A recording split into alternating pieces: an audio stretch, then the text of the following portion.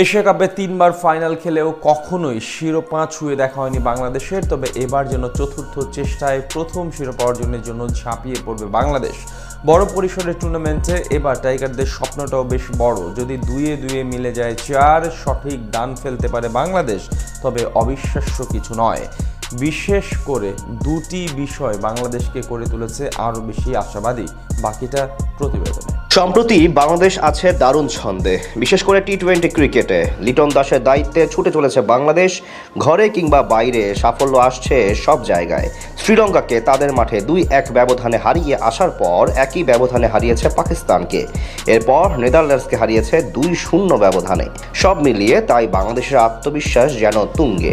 একদিকে যেমন ছুটছে বাংলাদেশ, অন্যদিকে নিম্নগামী টাইগারদের প্রতিপক্ষের সাম্প্রতিক পারফরম্যান্স। বি গ্রুপে বাংলাদেশের সাথে আছে শক্ত প্রতিপক্ষ শ্রীলঙ্কা ও আফগানিস্তান। শ্রীলঙ্কার দিকে নজর দিলে দেখা যায় এশিয়া কাপের আগে তারা জিম্বাবুয়ের বিপক্ষে সিরিজ খেলেছে প্রস্তুতির অংশ হিসেবে।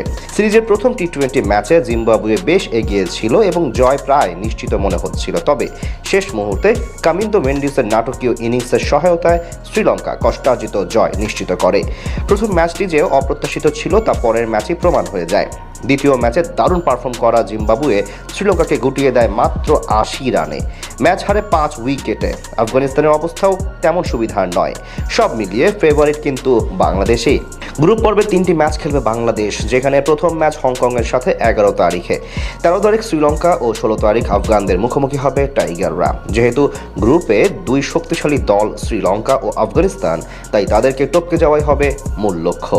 সেই যাত্রা পার হয়ে গেলে তবেই সুপার 4-এ পৌঁছে যাবে বাংলাদেশ। এদিকে দুটি বিষয় বেশ আত্মবিশ্বাস জুগিয়েছে বাংলাদেশের, যা সাহায্য করতে পারে সিরিজ জয় করতে।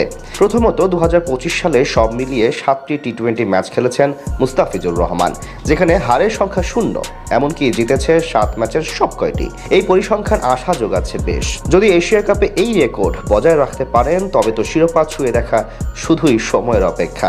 এদিকে দ্বিতীয় কারণ হচ্ছে অধিনায়ক লিটনের ছন্দ। বলা হয় লিটন যখন ছন্দে থাকেন তখন তিনি হয়ে যান সবচেয়ে দৃষ্টিনন্দন ব্যাটার।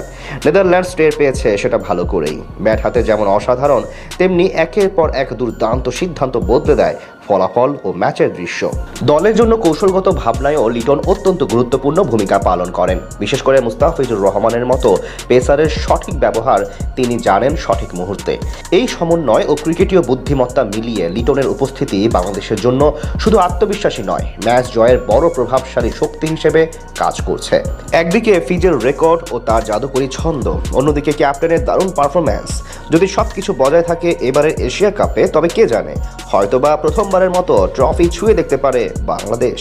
এর আগে 3বার ফাইনাল খেলার রেকর্ড আছে বাংলাদেশের। 2012 সালে হেরেছিল পাকিস্তানের কাছে, 2016 ও 2018 সালে টানা 2বার ভারতের কাছে হার। এবার কি হবে ইতিহাসের বদল, সেটা না হয় সময় বলে দেবে।